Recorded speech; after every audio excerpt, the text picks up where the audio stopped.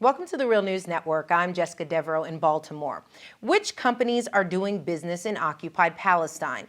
That's a key question that's been essential to the boycott, divestment, sanctions movement known as BDS, which is trying to increase economic and political pressure on Israel to end the occupation and the growth of Israeli settlements.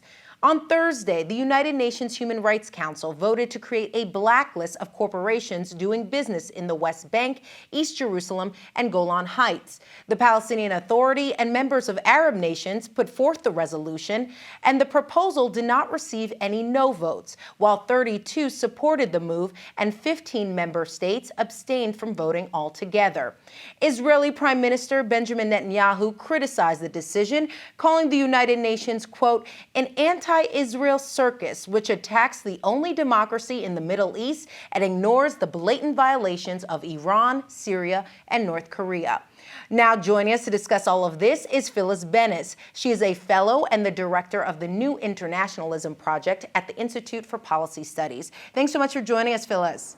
Great to be with you, Jessica. So first off, Phyllis, I'm trying to understand the significance of this vote. Why weren't there any votes against this resolution, especially since Israel is so vehemently against it?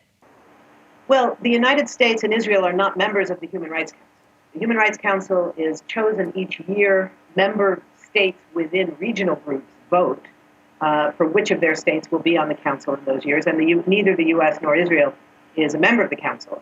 No other countries on the council were prepared to oppose it, although a number of Europeans and others did abstain.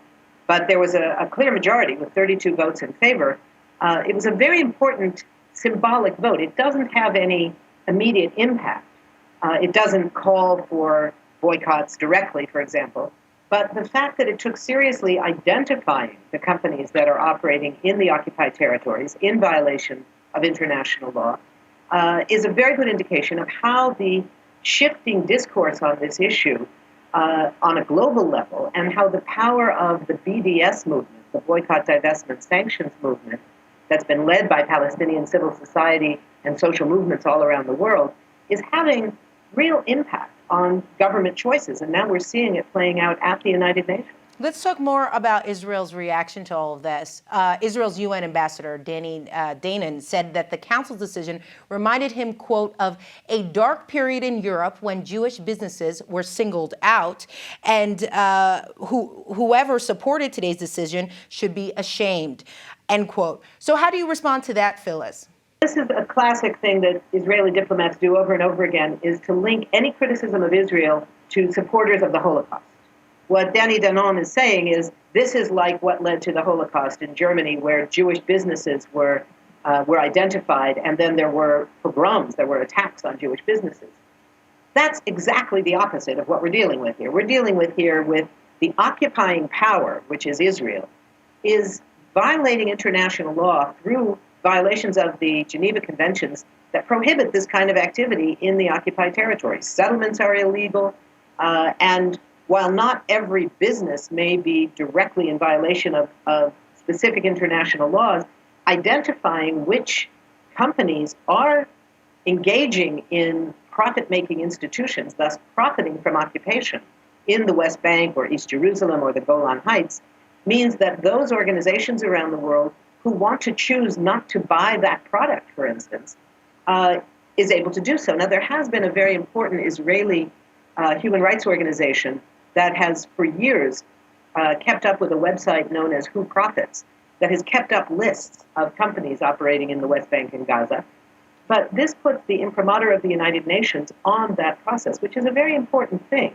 We've already seen that some corporations have made the very appropriate judgment that the bad publicity they're getting for their operations in the West Bank is too much to stay there, and they're choosing to move out. So, for example, the Ahava Corporation, which Code Pink led a boycott movement against for the last several years, which is a company that produces high-end cosmetics made from mud and materials taken from the Dead Sea, which were both violating international law vis-a-vis occupation and destroying the environment.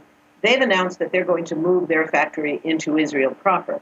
The same is true for another corporation that has been the subject of boycotts for a while, And I think that what we're going to see is an increasing level of pressure coming through the BDS movement globally that is simply going to reduce the profits of corporations, global corporations that might think about operating in the occupied territories. And they're going to make the very real decision that it's just not worth the bad publicity. All right, Phyllis Bennis, always a pleasure having you on the program. Thank you so much for being with us. Thank you. It's been a pleasure. And thank you for joining us on the Real News Network.